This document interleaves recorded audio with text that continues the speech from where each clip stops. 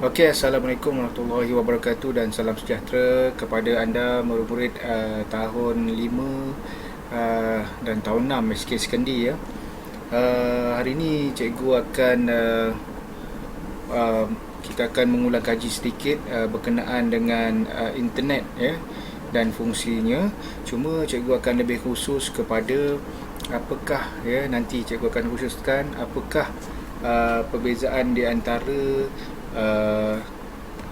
laman blog dan juga laman sosial ya. Baik. Kalau kita lihat di sini paparan ni ya, ini adalah paparan Google yang kita klik dari Google Chrome ni, kita klik Google Chrome. Biasa kamu pun dah biasa menggunakan Google Chrome ya, memang popular lah. Kalau dulu zaman cikgu gunakan Yahoo ya. Selepas kedatangan Google, semakin popular Google ni, dan Google pun telah ada inovatifnya, iaitu menyediakan pelbagai aplikasi ya, yang dikenali sebagai Google Apps ya. Baik, kita lihat di paparan sini. Okey, pertama kita lihat, kalau kita buka Google ni, Google Chrome ni, kita selalu cikgu kata di mana address bar ya. Okey, di sini ya. Okey, kepada sesiapa yang pernah cikgu ajar di makmal komputer ya, address bar di sini ya, untuk kita letakkan URL ataupun link ataupun alamat laman yang kita nak pergi. Contohnya kita type kat sini www. Ingat, www tu adalah singkatan kepada World Wide Web ya, www ya. www bila kita type dekat situ ya, kadang-kadang dia akan bagi automatic punya result, keputusannya terus www.youtube.com. okey. Okey, kita boleh klik saja kalau kita nak. Ini contoh saja, kita klik saja enter, gunakan keyboard kita, dia akan pergi kepada YouTube lah. Okey, so alamat yang kita pergi tadi adalah kepada YouTube. Kita tak nak yang ini, kita cuba yang lain. Okey, www. Okey, apa nak letak? Contohnya kita nak lihat dekat sini www.gmail.com. Dot tu titik ya, jangan salah faham ya. Kita enter.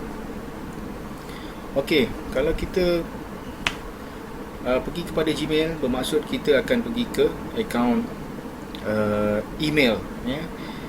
Setiap orang di SK Sekendi dari murid tahun 1 sehingga tahun 6 ya, sama juga dengan semua guru di sekolah, ada akaun Gmail masing-masing ya. Sama ada dia private sendiri, kepunyaan sendiri, ataupun yang kerajaan telah bekalkan ya, iaitu Gmail yang kita gunakan ataupun Google Classroom ya. Semua ada ID. Cikgu pastikan kamu ingat ID kamu ya, dan juga password. Baik, bila kita pergi Gmail tadi, okey, dia akan beginilah paparannya mula ya. Macam cikgu dah ada, sebenarnya cikgu banyak akaun Gmail kerana atas urusan-urusan rasmi ya, kerja-kerja dan sebagainya lah. Okey. Bila kita klik salah satu di sini contohnya ya, kita lihat dulu. Yang ini adalah peribadi ya. Dan ini juga adalah rasmi. Yang ini rasmi dan yang ini Google Classroom ya, untuk Google Classroom. So itu tadi kita pergi kepada Gmail ya, address kita Gmail. Kita pergi kepada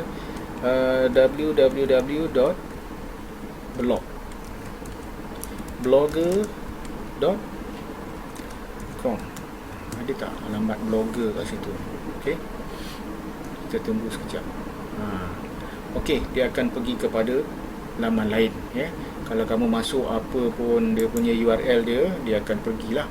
Blogger ni tujuannya untuk membuat satu laman yang memaparkan cerita berkenaan kamu, ataupun kamu ada satu syarikat ya, nak buat laman web berkenaan syarikat kamu.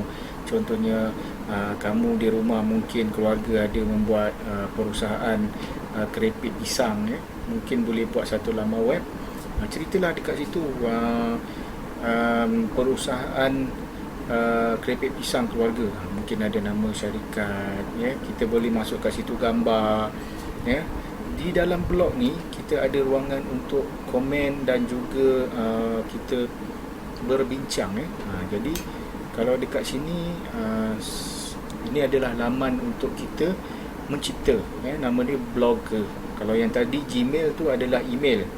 Harus diingat email tu kalau ingat kalau ejaan dia email, bermaksud e tu elektronik, mail tu surat, ya.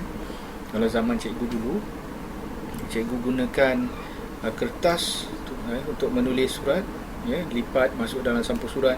Cikgu beli stamp dan kita tampal stamp, kita masuk dalam peti pos di pejabat pos, ya. Hantarlah ke mana-mana, ke Pahang, ya, ke Sabah Sarawak dan sebagainya, ya. Luar negara pun boleh. Tetapi kita buka email sekejap, ya. Kita type www.gmail.com. Okay, dah ada kat situ. Kita klik enter. Kita lihat email ini, ya. Okey, cikgu masuk dalam ID Google Classroom cikgu, ya.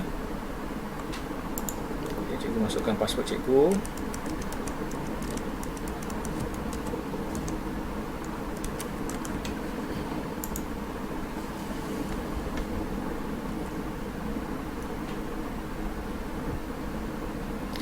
Okey, kita perhatikan di sini, ya, dia sedang loading, ya. Okey, loading sesuatu laman web ni, maksudnya dia nak muncul ni lambat ke cepat mesti berasaskan, ya, talian internet laju ke lambat.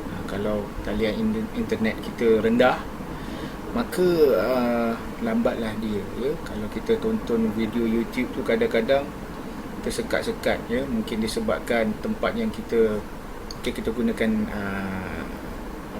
telefon pintar ataupun handset kita tu jauh daripada talian, maka dia akan tersekat-sekat lah.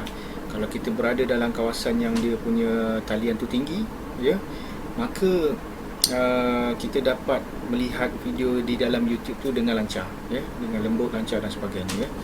Okey, ini adalah paparan di dalam email, ya, paparan email. Ya, cikgu rasa ada di kalangan kamu yang sudah biasa menggunakan email, tetapi dalam pemerhatian cikgu dapati hanya 1 sehingga 5% saja yang mahir, ya. Baik, cikgu telah buka akaun Google Classroom cikgu, iaitu dia punya Gmail ataupun peti surat ni. Okey, peti surat cikgu, ya. Kita lihat paparannya. Okey, di sini ada perkataan compose, ya. Compose ni kita nak cipta lah, kita nak karang, ya, karang surat. Contohnya cikgu klik compose, ya, akan keluar new message.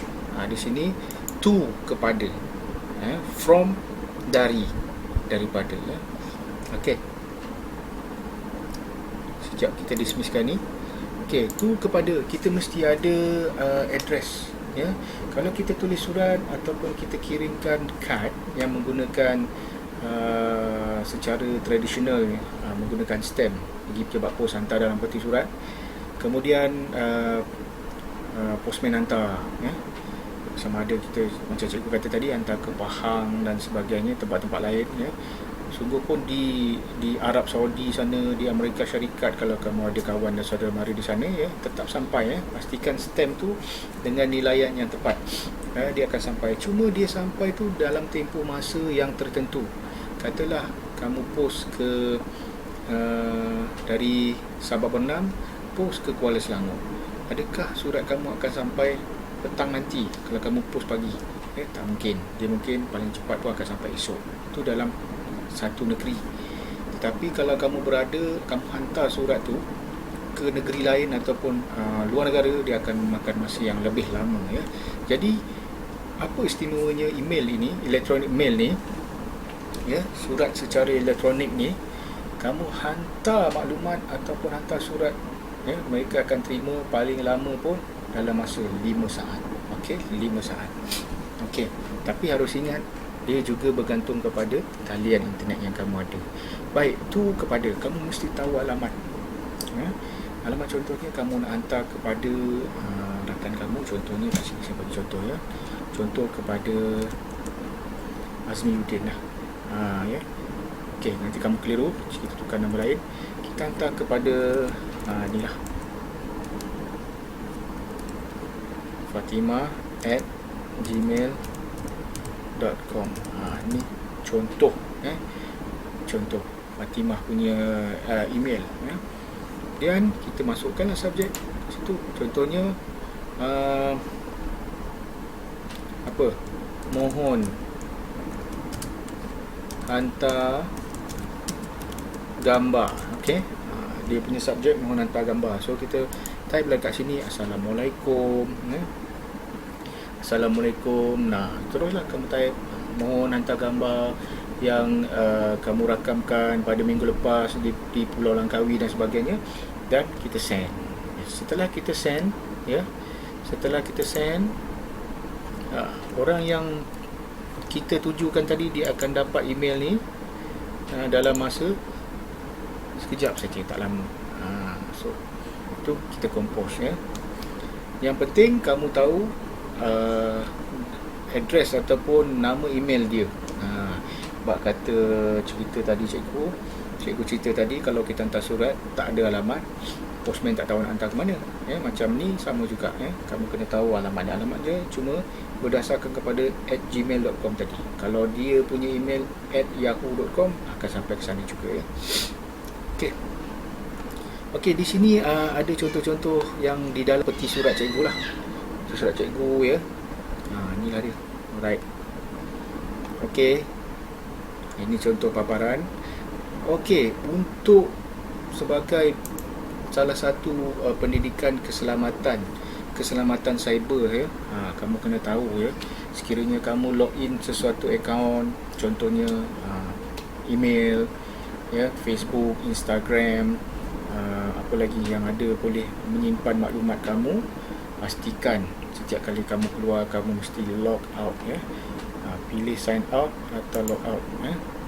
Keluar daripada situ ya, supaya nanti maklumat yang kamu ada di dalam akaun-akaun tertentu tu tidak dapat digunakan oleh orang lain ya. Orang lain tak tahu password kamu ya. Kalau kamu tinggal begitu saja ya, kamu pergi ke cyber cafe ataupun di mana-mana tempat ya, makmal komputer sekalipun, kamu log in, kamu tak log out balik, tak sign out balik, datang orang lain tengok, oh ini dah open, dia boleh curi maklumat kamu ya, silap-silap boleh berlaku benda yang tidak baik lah. So sebagai langkah keselamatan, juga sebagai langkah keselamatan pendidikan keselamatan cyber, cikgu nak kamu amalkan sentiasa log out atau sign out setiap akaun yang kamu masuk ya. Apatah lagi akaun bank ya, membuat aktiviti perbankan di atas talian, apatah lagi yang itu kena log out ya. Okey, kita lihat pula blogger. Okey, dekat sini laman web untuk buat blog. Kita ambil satu contoh blog ya. Cari kat sini blog masak lah contoh ya. Kita klik saja. Okey. Baik, kita type saja blog masakan. Tadi cikgu masak tapi dia ada tambahkan pan kat situ. Okey, tak apa. Kita tengok hasilannya banyak blog masak ya. Kita pilih satu, kita ambil Fizzaz Cooking. Fizzaz ni bukan Ustazah Nafizah ya. Okey, Fizzaz Cooking. Nampak dia boleh buat laman blog dia, dicipta laman blog dia, siap ada gambar. Ya, kita tengok kat sini blog ni, wah ini blog masakan atau makanan ya. Nampak menarik lah. Nampak rempah macam ni, mungkin masak sup ke atau kari ke ya. Menyelerakan lah. Okey, Singapore destinasi bercuti. Okey, apakah ciri-ciri blog? Ciri-ciri blog ni beginilah. Dia ada gambar, dia ada cerita, dia ada iklan ya. Dan kita juga boleh berkomunikasi ya. Kalau lihat di sini dia boleh linkkan dengan Facebook dan sebagainya ya. Nampak? Ada gambar dia. Okey. Boleh kata boleh subscribe dia dekat Facebook. Ada iklan dan sebagainya. Okey. Baik. Nah, inilah ciri-ciri blog ya. Kalau kita klik salah satu cerita dia, kari udang mangga muda tanpa santan. Kita lihat di sini. Okey. Baik. Ditulis oleh Fiza. Okey, ada tarikh dia dan ada tak komen? No comment. Setakat ni tak ada komen. Blog ni membenarkan kita komen apa yang kita post, ya. Cuma kalau kamu perasan di dalam Facebook ada juga komen. Cuma Facebook ni dia adalah satu laman sosial, ya. Blog bukan. Blog khusus untuk maklumat, tetapi kita boleh share dan kita boleh bertanya. Di Facebook lebih kepada sembang, ya. Sembang. Kadang-kadang kalau kamu perasan, ya, di laman sosial seperti Facebook ni, perbualan ni kadang-kadang tidak terkawal, ya. Jadi juga sebagai langkah keselamatan dalam cyber, cikgu harap ketika kamu berkomunikasi ataupun berbual di dalam Facebook, pastikan kamu menaip perkara-perkara yang baik dan tidak mencemarkan ataupun menjatuhkan mana-mana maruah orang yang kita hubungi itulah, kadang-kadang boleh jadi pergaduhan, ya. Jangan buat begitu, kalau kita lihat trend sekarang ni, ramai yang membuat serangan ke atas, serangan peribadi ke atas orang tertentu, ya, menuduh, memfitnah dan sebagainya. Cikgu ada ajar keburukan laman sosial, antaranya yang itulah. Kamu pun telah buat peta buih hari itu kesan negatif daripada laman sosial, tetapi walau bagaimanapun laman sosial juga ada positifnya, ya. Jadi kita ambil yang positif, kita jangan amalkan yang negatif. Okey, kita lihat tadi kari udang mangga muda tanpa santan. Dia dah type cerita tentang, kemudian gambar, ya. Dan kita boleh sediakan menu, kita boleh share menu, ya. Cara memasak, langkah-langkah memasak, ya. Sangat hebat dan menarik, ya. Okey. Pada pendapat kamu, adakah laman blogger ni, apakah perbezaan kamu, pada pendapat kamu antara laman sosial dan laman blog, ya? Okey, mana yang lebih popular? Ya, cikgu akan jangka jawapan kamu adalah laman sosial, ya. Kerana laman sosial kamu ada followers ataupun rakan yang ramai. Kadang-kadang kalau cikgu lihat dekat situ, rakannya lebih daripada 10 juta pun ada, ya. Kamu boleh follow artis dan sebagainya, ya. Tetapi bagaimana yang cikgu minta tadi, kamu kena berhati-hati, ya, ketika berada di laman sosial, kerana laman sosial ni terlalu terdedah kepada kesan negatif, ya. Ada satu lagi,